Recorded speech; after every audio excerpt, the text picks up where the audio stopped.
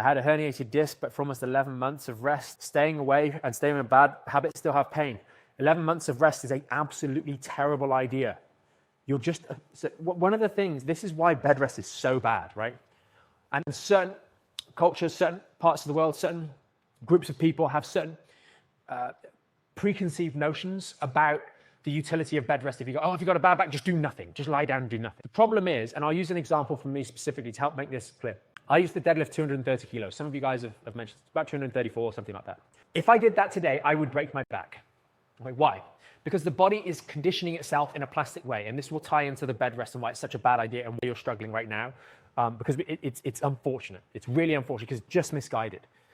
If I did the deadlift on 230 something kilos, even 200, I just couldn't do it. My back would break. Something would become damaged significantly. I am not conditioned to that kind of load right now because training hasn't been like that for years for a number of different reasons. And so what I'm saying is that I built up when I was younger a certain degree of load-bearing capacity and the adaptations, muscle mass, joint strength, etc., bone density, all that kind of stuff, to allow me to effectively do that slowly over a period of years. And then, because my training changed, my body broke down the bits that weren't necessary. You don't keep that, right? Even, for example, another example in the last year, when we had our second daughter last January, my strength is still building back up, for example, on some of the lifts to what it was back then. Because the muscle breaks down. The strength breaks down. Just through inactivity. No injuries here, no injuries whatsoever.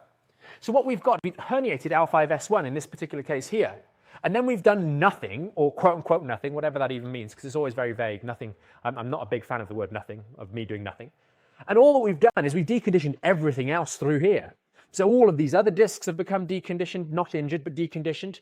The strength and coordination has become worse over that period of 11 months. The muscle mass has wasted significantly. And now we have an injury that we're trying to recover, but we've got next to no stability whatsoever. We made ourselves a steeper hole or deeper hole to climb out of. That doesn't mean we can't do it, but it just highlights the misguidedness of having rest for extended periods and then expecting you can go back to doing things. If you do nothing, your body will be able to heal. If you literally just float there in space, your body will actually, why? Because at the start of this live, I was talking about it. Your body's healing every single day, so it will, but it will not strengthen. And it's very difficult to draw the distinction between healing and strengthening and where one takes over and the other one stops.